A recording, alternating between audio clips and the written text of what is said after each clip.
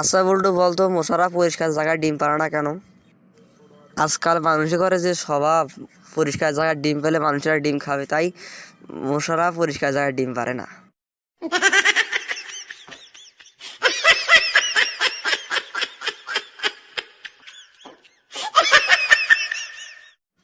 আচ্ছা বল্টু, তুইও পড়াশোনা পারিস না, একটা বকরিও পড়াশোনা পারিস না, তোর আর বকরির মধ্যে কোনো পার্থক্য আছে কি? এরকম ভাবে আরেকটা পার্থক্য দেখাতো আমাকে।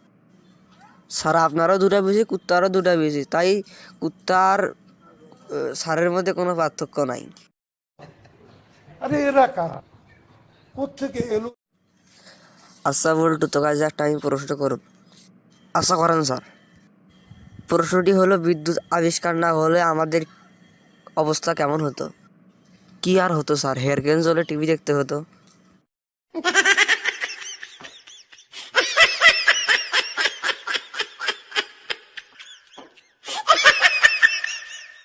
আচ্ছা বল্টু, বলতো মরুভূমির একটি প্রাণীর নাম। স্যার উট। মরুভূমি আরেকটি প্রাণীর নাম বলতো। স্যার আরেকটি উট।